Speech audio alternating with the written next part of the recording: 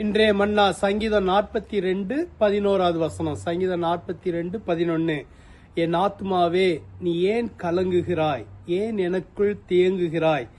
தேவனை நோக்கி காத்திரு.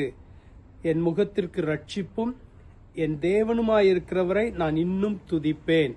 இங்கு தாவீது தன்னுடைய ஆத்மாவை பார்த்து பேசுகிறார். எந்த நேரத்தில் பேசுகிறார்?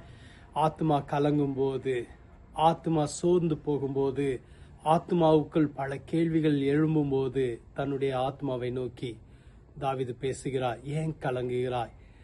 ஏன் சோர்ந்து போகிறாய்? ஏன் தியங்குகிறாய்? சொல்லிட்டு அந்த ஆத்மாவுக்கு சொல்கிறார், தேவனை நோக்கி காத்திரு.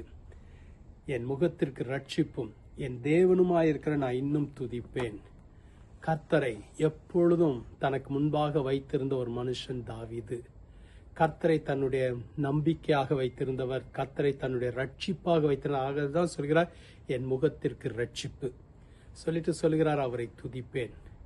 காத்திருக்கிற காலங்கள் கடினமான காலங்கள் என்று பல முறை நான் உங்களோடு கூட பகிர்ந்து கொண்டிருக்கிறேன். அந்த நேரத்தில் இருதயம் கலங்குகிறது, நமக்குள் கேள்விகள் எழும்புகிறது, குழப்பங்கள் வருகிறது, பயங்கள் வருகிறது, என் வாழ்க்கை இப்படியே தான் இருக்குமோ என்ற ஒரு எண்ணம் வருகிறது. ஆனால் இந்த காத்திருக்கிற காலங்கள் கர்த்தரை துதிக்க வேண்டிய காலங்கள். காரணம், அவர் நமக்கு ரட்சிப்பு, அவர் நமக்கு கண்மலை, அவர் நம்முடைய நம்பிக்கை. இன்னைக்கு கர்த்தர் உங்களை உற்சாகப்படுத்த விரும்புகிறார். ஒரு துதிக்கிற இருதயத்தை கர்த்தர் தருவார். காத்திருக்கிற காலத்துல கலங்காதீங்க. கர்த்தர் உங்களோடு இருக்கிறார்.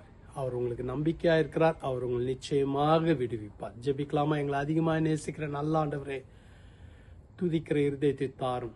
எங்க இருதயத்துல வருகிற பயங்கள், கலக்கங்கள், குழப்பங்கள் எல்லாவற்றையும் நீங்க அறிந்திருக்கீங்க. உங்களுக்கு மறைவானது எதுவுமே இல்லை ஆண்டவரே. நீர் எல்லாவற்றையும் காண்கிற தேவன், விசாரிக்கிற தேவன், போதுமான தேவன். உங்களுடைய பிள்ளைகளை உற்சாகப்படுத்துங்க, பலப்படுத்துங்க. எல்லா பயங்களும் நீங்குவதாக அற்புதங்களை கர்த்தர் செய்யும்படி ஜெபிக்கிறேன். உம்முடைய முகத்தை எங்கள் மேல் பிரகாசிக்க பண்ணுவீராக. நீரே எங்கள் ரட்சிப்பு. ஆசீர்வதியம் வழிநடத்து. இயேசுவின் மூலம் ஜெபிக்கிறோம் பிதாவே, ஆமென். கர்த்தர் உங்களை ஆசீர்வதிப்பாராக. ஆமென்.